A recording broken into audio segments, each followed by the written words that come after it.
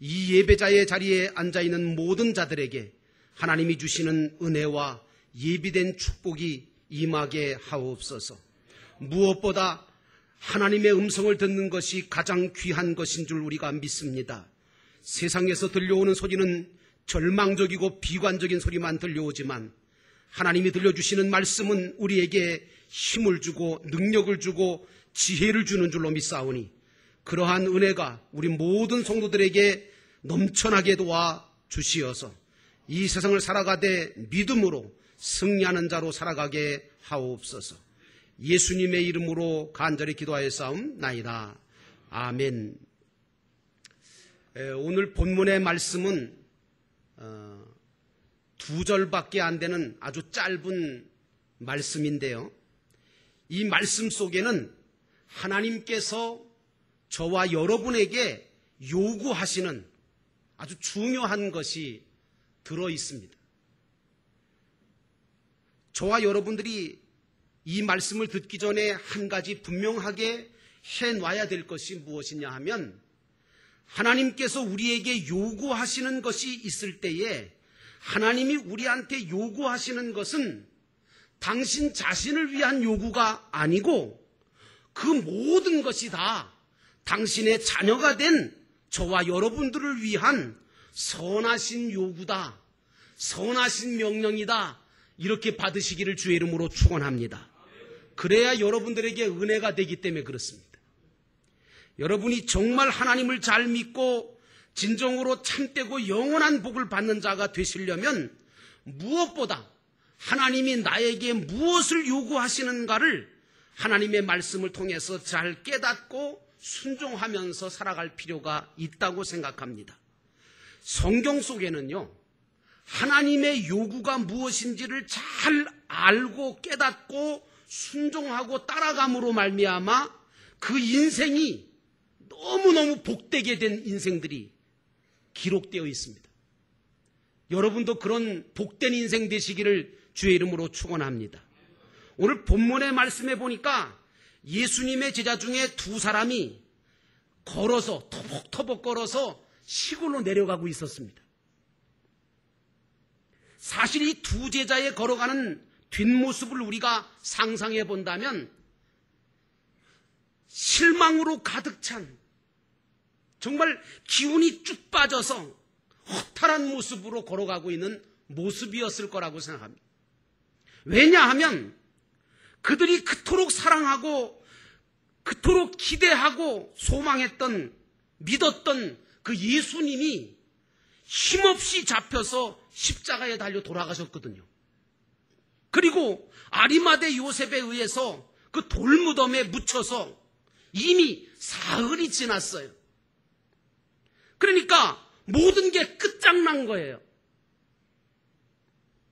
그런데 또 한편으로는 여자 셋이 안식구 첫날 새벽에 예수님의 무덤을 찾아갔다가 돌무덤 그 무덤 문이 열린 것을 보게 되고 무덤 안이 비어있는 것을 봤다는 거예요.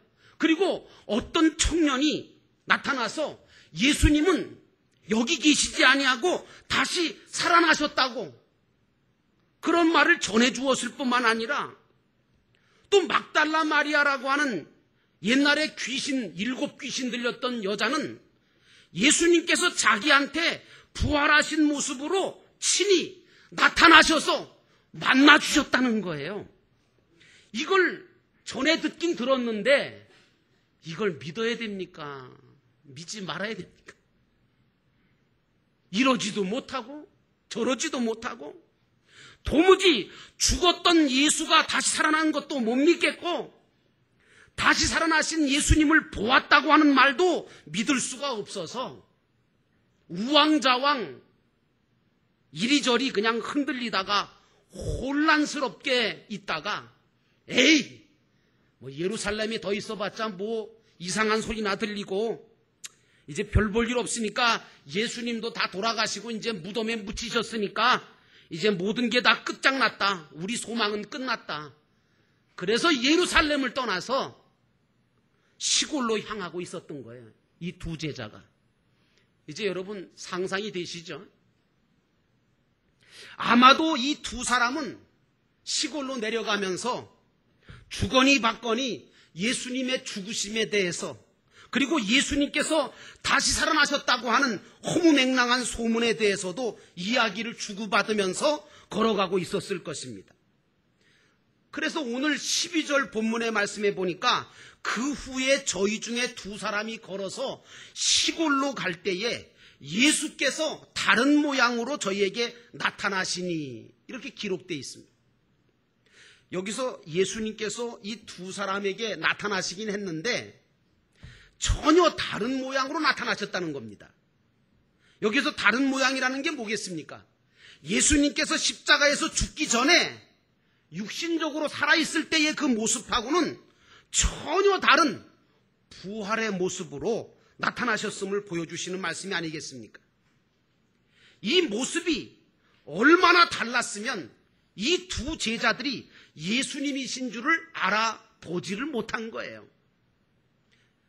근데 이때의 상황을 이 마가라고 하는 사람이 기록한 이 복음서보다 더 확실하게, 더 자세하게 적은 분이 누구냐 하면 누가라고 하는 제자입니다. 그 누가가 누가복음 24장 13절에 이걸 기록하고 있는데 뭐라고 하느냐 하면 이렇게 기록합니다. 그날에 저희 중 둘이 예루살렘에서 25리가 되는 엠마오라고 하는 촌으로 가면서 이 모든 되어진 일들을 서로 이야기하더라.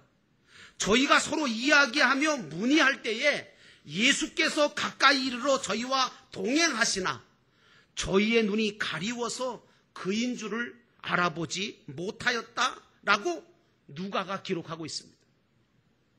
여러분, 오늘 이 두 제자는 너무 실망해서, 그리고 너무 믿을 수가 없어서 부활하신 예수님이 그들 곁에 오셨는데도 알아보지를 못했어요.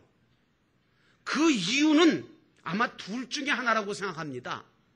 그 중에 하나는 예수님의 모습이 돌아가시기 전의 모습과는 전혀 파리한 다른 모습이었기 때문에 아니었는가 생각하고요.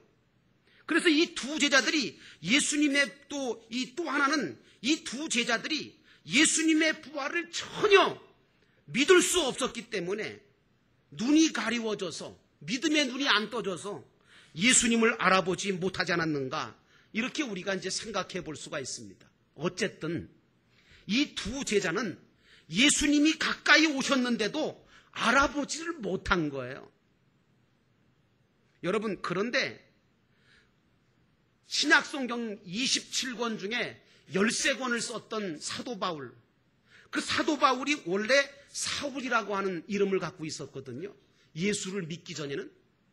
그 사울이라고 하는 사도 바울이 변화를 받고 예수를 믿기 전에는요, 예수가 육신을 입고 이 땅 위에 오신 하나님이라는 사실에 대해서 전혀 몰랐습니다. 믿지도 않았습니다. 그런데 예수 믿는 자들을 그래서 잡아 죽이려고 오늘 사울이 다메섹 도상으로 가던 중에 정오의 햇빛보다 더 밝은 빛을 그가 받게 되었잖아요. 그래서 눈이 어두워져 버렸어요. 말에서 떨어져 버렸어요.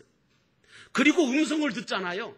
사울아, 사울아, 내가 어찌하여 나를 핍박하느냐 하는 하늘에서 들려오는 예수님의 음성을 듣고 나서야 주여 뉘시오니까, 이렇게 예수님에 대해서 물으면서 그 음성의 주인공이 예수 그리스도라고 하는 사실을 알고 자기가 지금까지 믿지 않고 핍박하던 그 예수님이 자기가 믿어야 할 하나님이라는 사실을 깨닫게 되고, 또 아나니아라고 하는 선지자한테 가서 안수를 받음으로 눈에서 비늘 갇힌 것이 떨어지면서 그때서야 신령한 하늘나라 천국이 있음을 발견하게 되어서 평생 주님을 믿고 주님을 위해서 복음이신 예수님을 전하면서 천국을 바라보면서 달려갈 길을 다 달려가면서 일생을 바친 사람이 바로 사도 바울이 아니겠습니까? 여러분, 이게 기적이에요. 다른 게 기적이 아니고 이렇게 사람이 변하는 게 기적이란 말이에요. 여러분, 기적 중에 기적은요, 바로 나와 같은 자가 예수를 믿고 이 자리에 나와서 앉아서 예배드리고 있다는 거, 이거 기적입니다. 이거 은혜입니다. 이거 믿으셔야 합니다. 여러분과 저는 하나님의 일방적인 사랑으로 믿음을 선물로 받아서 예수를 믿게 된 사람 아닙니까? 그래서 하나님의 자녀가 되었고 천국을 바라보고 나아갈 수 있는 믿음의 사람이 된 거 아닙니까? 그러므로 사랑하는 여러분, 여러분은 이 자리에 나와 예배하게 된 것을 우연이라고 생각하지 마십시오. 이것은 기적이고 이것은 은혜고 이것은 하나님의 부르심인 것을 믿으시기를 주의 이름으로 축원합니다. 여러분, 만약에 하나님이 나를 사랑하지 않았다면, 하나님이 나를 불러주시지 않았다면, 하나님께서 나를 택해 주시지 않았다면, 나에게 믿음을 주시지 않았다면, 그러면 나와 같은 죄인이 어떻게 하나님 앞에 나와서 예수님을 주님으로 고백하면서 하나님을 아버지로 부르면서 기도와 찬송을 드린단 말입니까? 불가능한 일입니다. 하나님의 은혜가 없었다면 이건 불가능한 일이에요. 저도 하나님의 은혜가 없었으면 목사요? 목사가 어떻게 됐겠어요? 그런데 오늘 이 두 제자에게 나타나신 예수님, 그 예수님을 통해서 우리는 하나님의 요구하심을 깨달아야 되는데 가장 중요한 게 뭘까? 왜 부활하신 예수님은 이 두 제자, 실망해서 예루살렘에서부터 엠마오로 25길을 지금 걸어가고 있는 이 두 제자한테 나타나셨을까? 오늘 이 두 제자들은요, 예수님께서 십자가에 죽으시고 무덤에 장사 지냄으로 말미암아 모든 것이 끝장났다고 생각했어요. 그러나 오늘 부활하신 주님은 그들에게 찾아오셔서 아니라는 거예요. 너희들은 왜 끝장이 났다고 생각하느냐는 거죠. 예수님께서 십자가에 죽으시고 무덤에 묻혔다고 끝장이 나느냐? 끝장이 아니라는 사실을 보여주고 있는 거예요. 예수님께서 살아계셨을 때 뭐라고 말씀하셨냐면, 나를 믿는 자는 죽어도 살겠고 또 살아서 믿는 자는 영원히 죽지 아니하리라. 이것을 내가 믿느냐? 이러고 물으셨거든요. 오늘 부활하신 주님을 통해서 하나님은 우리의 인생이 이생뿐이 아니라는, 여러분, 대부분 사람들은 뭐라고 생각하냐면, 세상 사람들은 생각하기를 우리의 인생은 7, 80년 이 인생 이것으로 끝이다, 이렇게 생각하잖아요. 근데 예수님께서 부활하셔서 부활의 몸으로 이 두 제자에게 나타난 것은 너희들의 생이 이것으로 끝장이 아니라는 거예요. 너희들의 생은 부활의 산 소망을 가지고 있는 다음 생이 준비되어 있다는 것을 하나님께서 우리에게 보여주시는 줄로 믿습니다. 그러므로 우리의 인생이 이 생뿐이 아니라는 사실을 깨닫게 하시고, 이 생으로 모든 것이 끝나버리는 인생이 아니라 저 영원한 천국에서 영광스러운 부활의 영체를 가지고 영원히 살아갈 것이라는 부활의 산소망을 가지라는 것이, 이게 하나님의 요구인 줄로 믿습니다. 오늘 이 하나님의 요구하심을 믿음으로 받아들이시는 여러분 되시기를 주의 이름으로 축원합니다. 여러분은 부활의 산소망을 가지고 믿으십니까? 혹시 또 이 세상이 다인 줄 알고 그냥 여기서 죽기 살기로 그냥 이것으로 그냥 끝장을 나는 줄 알고 여기서 별짓 다 해서 뭘 해보려고 하십니까? 사도 바울은 고린도전서 15장 12절로 19절에 강변으로 합니다. 강하게 이야기합니다. 뭐라고 얘기하냐면, 그리스도께서 죽은 자 가운데서 다시 살아나셨다 전파되었거늘 너희 중에서 어떤 사람들은 어찌하여 죽은 자 가운데서 부활이 없다고 하느냐? 만일 죽은 자의 부활이 없고 그리스도께서 다시 살아나지 못하셨다면 우리의 전파하는 것도 헛되고 믿음도 다 헛된 것이고 그리스도 안에서 잠자는 자들도 다 망했을 것이다. 만일 그리스도 안에서 우리가 바라는 것이 이생뿐이라면, 다만 이생뿐이라면 모든 사람들 가운데 우리는 더욱 불쌍한 자일 거다, 그렇게 말씀하고 있습니다. 그러므로 사랑하는 여러분, 저와 여러분은 예수 그리스도의 부활하심을 통해서 우리 인생이 이 세상으로 끝나버릴 인생이 아님을 아시고, 저 영원한 천국에서 영광스러운 부활의 영체를 입고 누리고 살 수 있는 실력을 갖추기 위해서 이 땅 위에서 예수 그리스도를 본받아 살아가라고 하는 것이 하나님의 부탁이고 하나님의 요구요 하나님의 명령인 것을 받아들이시기를 주의 이름으로 축원합니다. 이제 여러분은 세상 사람들과는 좀 구별되셔야 돼요. 그래서 예수 믿는 사람들을 뭐라고 하느냐 하면 성도라고 그래요. 성도가 어떤 사람입니까? 성도는 이 세상에서의 삶보다는 영원한 세계에서의 삶에 초점을 맞추고 살아가는 사람을 가리켜서 성도라고 그러는 겁니다. 이 세상이 다인 줄 알고 사는 사람은 성도 아니에요. 그래서 성도는 보이는 것보다는 보이지 않는 것을 소망 삼고 살아가야 하는 겁니다. 성도는 무엇보다 예수 그리스도를 믿고 예수 그리스도를 닮아가는 것이 성도입니다. 그러므로 성도는 하나님이 요구하시는 것이 무엇인지를 알고 순종하고 그것을 삶의 목표로 정하고 믿음의 길을 걸어가야 되는 것입니다. 신명기 10장 12절로 13절에 말씀해 보니까 이스라엘아 네 하나님 여호와께서 네게 요구하시는 것이 무엇이냐? 곧 네 하나님 여호와를 경외하며 그 모든 도를 행하고 그를 사랑하며 마음을 다하고 성품을 다하여 네 하나님 여호와를 섬기고 내가 오늘날 내 행복을 위하여 네게 명령하는 여호와의 명령과 규례를 지킬 것이 아니냐라고 말씀하고 있습니다. 이 말씀을 분석해 보면 하나님의 요구는 네 가지예요. 첫째는 하나님을 경외하는 일이고요. 둘째는 하나님을 사랑하는 일이고요. 세 번째는 마음과 성품을 다해서 하나님을 섬기는 일이고요. 마지막 네 번째는 하나님이 명령하신 명령과 규례를 잘 지키라는 말씀인데 이 말씀 드리니까 어떤 분은 그래요. 마음속으로. 아니 그러면 하나님 사랑하고 하나님 섬기고 하나님 뭐 어떻게 하고 하나님 명령하신 대로 살면 그럼 나는 뭐냐? 내 인생은 뭐냐? 미안한데요. 아까 말씀드린 대로요. 하나님께서 요구하시고 명령하시는 것은요. 당신을 위해서 명령하시는 게 아니에요. 여러분들을 복되게 만들어 주시려고 영원한 복까지 주시려고 하나님이 명령하신다는 사실을 잊지 마시기를 주의 이름으로 축원합니다. 이 네 가지를 한마디로 요약을 딱 하면 하나님을 사랑하고 그리고 하나님을 닮아가라는 거예요. 여러분 오늘 우리가 예수 믿는다는 것은 바로 이런 거예요. 오늘 사도들은 무엇보다 이제 사도행전 6장에 가보니까요. 예루살렘 교회가 잘 부흥되다가 분쟁이 생겼어요. 뭐 구제하는 문제 때문에 분쟁이 생겼는데 사실은 역할 때문에 그렇게 된 겁니다. 그때에 사도들이 뭐라고 얘기하느냐 하면 우리가 진짜 해야 될 일들, 우리가 집중해서 해야 될 일이 기도와 말씀 전하는 것과 기도하는 것인데 우리가 그것에 신경 쓰지 않고 다른 데다 신경 썼기 때문에 이 문제가 생겼으니까 이제부터 우리는 말씀을 전하고 기도하는 데 전념하겠다.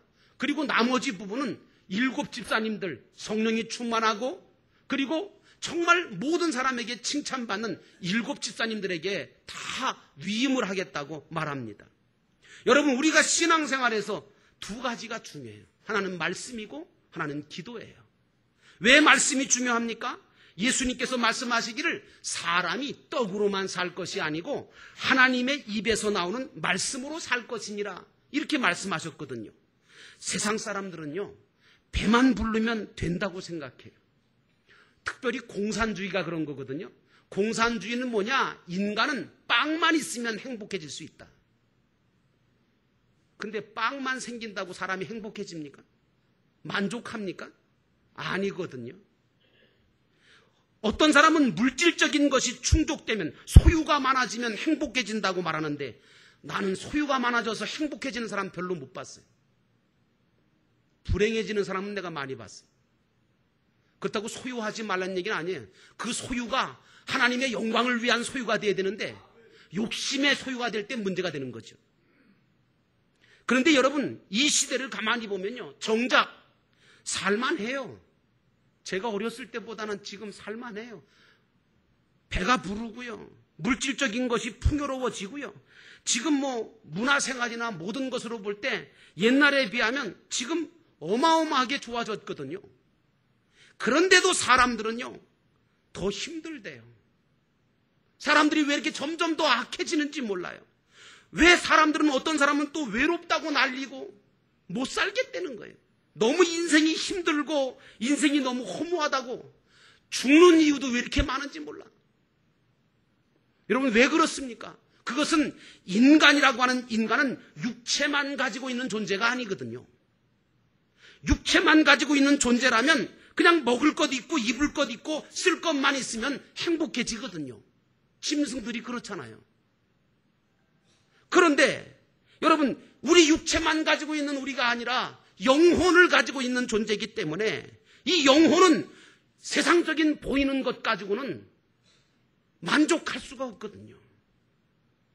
이 영혼은 오직 하나님의 말씀만 먹어야 이게 영혼이 만족함을 누릴 수가 있거든요. 그래서 여러분, 그 말씀이 육신돼서 이 땅에 오신 분이 예수님이신데 예수 그리스도를 믿게 될 때 여러분들의 영혼이 만족함을 느끼게 되어지고 참 기쁨과 참 평안함을 맛보게 되는 것입니다. 그러므로 사랑하는 여러분, 하나님의 말씀이 공급되어지도록, 하나님의 말씀이 여러분들에게 받아지도록 믿음으로 하나님의 말씀을 받으시기를 주의 이름으로 축원합니다.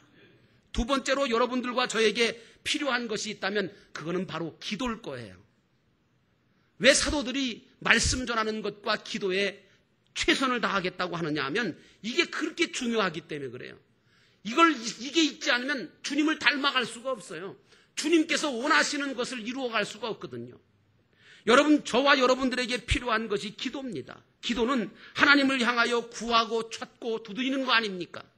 예수님께서 말씀하시기를 너희는 먼저 그의 나라와 그의 의를 구하라. 그리하면 이 모든 것을 더하시겠다. 이렇게 말씀하셨습니다. 그러므로 우리 믿는 사람들은 자신의 요구나 자신의 기대나 자신의 소원보다는 주님의 요구나 주님의 기대나 주님의 소원을 깨닫고 그것을 이루어 달라고 기도하는 기도가 있어야 돼요. 여러분, 종교하고 기독교는 조금 기도가 다른데요. 종교적인 기도는요, 자기 소원 이루겠다고 하는 게 종교적인 기도입니다. 근데 기독교의 기도는 뭐냐? 자기 소원 이루겠다는 게 아니라 하나님의 소원을 이루겠다는 거예요. 자기 목적 이루겠다는 게 아니라 하나님의 목적을 나를 통해서 이루게 해달라는 거예요. 그러면 어떤 사람은 그래요. 그러면 나는 뭐냐 그러니. 근데 아십니까? 우리가 우리의 소원과 우리의 목적을 이루어 달라고 기도하고 우리의 소원과 우리의 목적만을 위해 사는 것보다 내가 하나님의 목적과 하나님의 소원을 따라서 살게 되어질 때 더 내가 바라던 것보다 더 크고 완전하고 더 풍성한 놀라운 역사가 여러분과 저에게 주어진다는 사실을 깨달으시기를 주의 이름으로 축원합니다. 그래서 기도를 통해서 우리가 천국의 것을 소유해 갈 수 있고 천국을 맛보게 되고 영원한 것들로 채워가는 거예요. 어떤 사람이 그러더라고요. 기도는 영적인 호흡이래요. 맞아요. 여러분, 호흡 왜 해요? 호흡하게 되어지면 어떤 일이 일어납니까? 내 안에 지저분한 것들, 노폐물들, 정말 내보내야 될 것들은 내보내는 거 아닙니까? 그리고 공기 중에 있는 산소는 뭐예요? 내가 필요한 것들은 받아들이는 게 그게 호흡이잖아요. 기도도 마찬가지예요. 내 안에 쓸데없는 욕심과 내 안에 잘못된 소원과 목적과 뜻을 다 내놓고 하나님께서 원하시는 소원과 목적과 그 뜻을 받아들여서 그 뜻을 이루어갈 수 있는 힘을 얻는 것이 바로 기도인 줄로 믿습니다. 그러므로 여러분, 참다운 기도, 참다운 말씀이 여러분의 소유가 되시기를 주의 이름으로 축원합니다. 이렇게 말씀 운동과 기도 운동을 부지런히 할 때 우리는 부활의 완전한 영체를 입으신 예수 그리스도를 닮아갈 수 있게 되어지고 부활의 완전한 영체를 입으신 예수 그리스도를 닮아가는 것이 하나님의 요구, 하나님의 소원을 이루어드리는 것입니다. 모쪼록 여러분들의 마음속에 오늘도 이 말씀을 들으면서 내가 정말 어떻게 무슨 목적을 가지고 살아갈 것인가를 분명하게 하셔서 하늘나라의 부요자와 부강자가 다 되시기를 주님의 이름으로 축원합니다. 우리 기도하시겠습니다. 다 같이 통성으로 기도할 때 하나님, 오늘 우리가 하나님의 요구가 무엇인지를 깨닫게 하옵소서. 하나님이 요구하시는 것은 다 나를 위한 요구이신데 오늘 우리들은 하나님의 요구를 받아들이지 아니하고 그저 내 욕심과 내 모든 것들 소원을 이루어 드리려고 할 때가 많았습니다. 하나님, 오늘도 이 시간 우리에게 주신 하나님의 요구하심을 받아들이게 하셔서 이제는 내가 하나님의 영광을 위해 더 크게 쓰임받기 원합니다. 더 크게 세워지기를 원합니다. 하나님, 이 짧은 인생 동안 우리가 헛된 것들을 쫓아가지 않게 하시고 하늘나라 천국을 바라보면서 믿음으로 걸어가게 하옵소서. 오늘 이 시간 다 같이 함께 하나님의 요구에 응답하는 저희들 되게 하옵소서. 우리 함께 통성으로 기도하시겠습니다. 사랑과 은혜가